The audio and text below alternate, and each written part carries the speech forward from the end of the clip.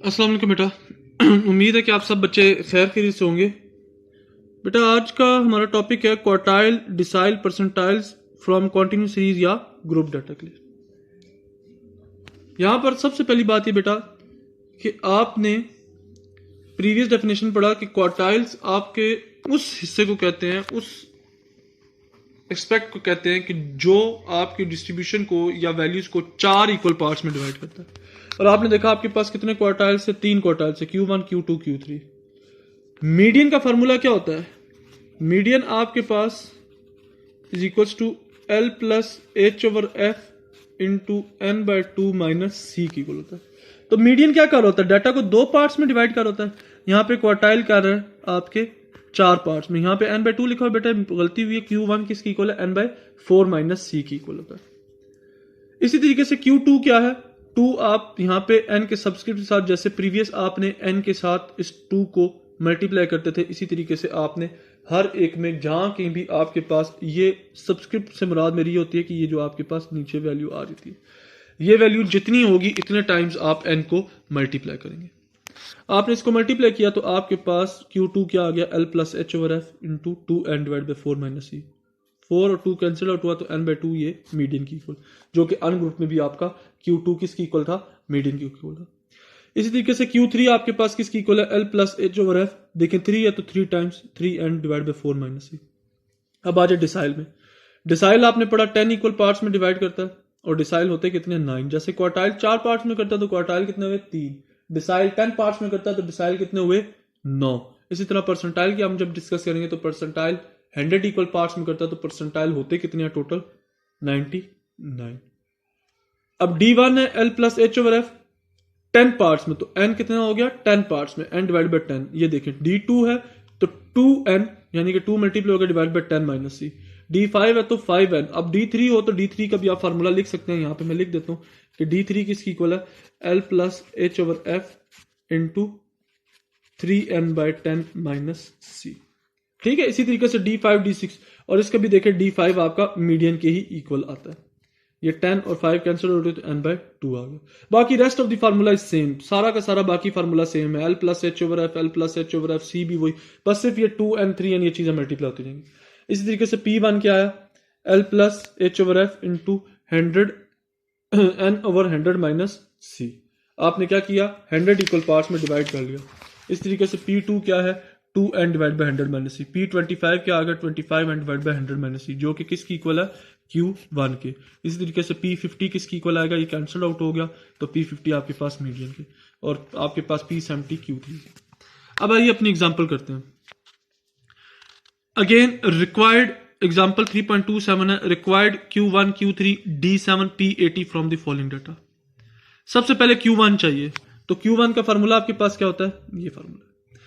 अब अगेन एक बात जरा ज़हन में रखिएगा, वो ये कि आपने सबसे पहले ये देखना है क्या आपके पास क्लास इंटरवल सेम है? ये दोनों चीजें सेम है जिस तरह मीडियन के फार्मूले में मैंने बताया था। ये मीडियन वाली प्रॉपर्टीज को यूज कर रहा है।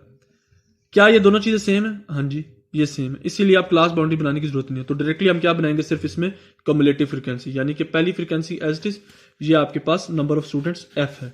पहली फ्रीक्वेंसी एज इट इज, दूसरे में ये वाली ऐड करके 10 प्लस 15 25, फिर 25 प्लस 20 45।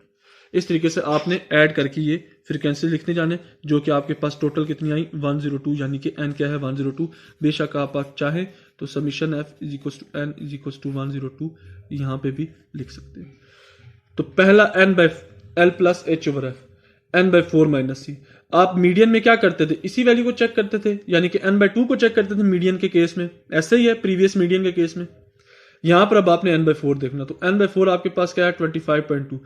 अब ये 25.2 जिस तरह मीडियन के केस में आप देखते थे कम्युलेटिव फ्रीक्वेंसी में कि इससे ज्यादा वाली वैल्यू, इससे ज्यादा वाली वैल्यू कम्युलेटिव फ्रीक्वेंसी में और उसके करीब हो, यानी कि इससे जो ज्यादा वाली वैल्यू उसके करीब हो, इसके करीब हो, इससे ज्यादा वाली वैल्यू आपने देखनी है, उस वाली क्लास देखनी है। तो इससे ज्यादा वाली क्लास कौन सी बन रही है? 45 वाली बन रही है। तो इसको आपने सिलेक्ट कर लिया, ये 45 और ये सारी। तो यहां से देखें आपके पास L क्या आया? 10, लोअर क्लास लिमिट या लोअर क्लास बाउंड्री 10। H क्या? इनके दरमियान की हाइट, तो 10 माइनस 5 5, यानी कि इनके दरमियान की जो हाइट आ रही है, यानी कि 15 माइनस 10 या 10 माइनस 5।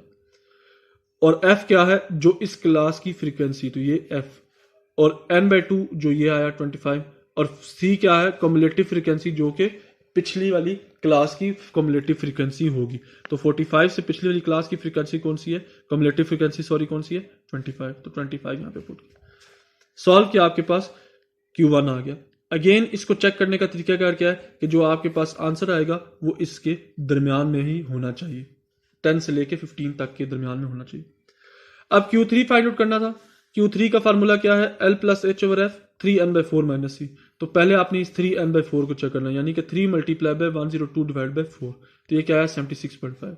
अब 76.5 से ज्यादा वाली कौन सी क्लास है, ये 88 वाली। 76 से ज्यादा 88 आ रहा है उसके करीब करीब, तो 88 वाली सिलेक्ट की, तो L क्या आ गया 20 आ गया, ये देखिए L 20 लोअर क्लास में। H क्या आ गया, इनके दरमियान की हाइट 5 या लेंथ कह लें 5, 18 फ्रीक्वेंसी F जो इस क्लास की फ्रीक्वेंसी जो सिलेक्ट हुई थी, और 3n/4 76.5, और cumulative frequency of the class, यानी कि कम्युलेटिव फ्रीक्वेंसी उस क्लास की कि जो सिलेक्टेड क्लास से प्रीवियस वाली क्लास। तो इससे पिछली क्लास की कम्युलेटिव फ्रीक्वेंसी कौन सी थी, 70 थी, तो आपने 70 लिख लिया। C जो थी इससे पिछली वाली क्लास की कम्युलेटिव फ्रीक्वेंसी 70। इसको सॉल्व किया, आपके पास आंसर आया।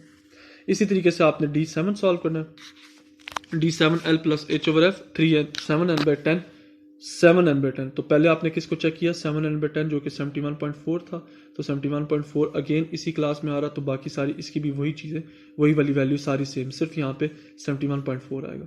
तो ये भी क्या है 20.3। ये देखिए जिस क्लास को सिलेक्ट कर रहे हैं उसी के दरमियान आंसर आ रहा है। इसमें भी देखिए Q3 आपने जो दिया, आपने अगर इस क्लास को 20 से 25 तक सिलेक्ट किया तो क्या आया 21.75, इसी के दरमियान आ रहा।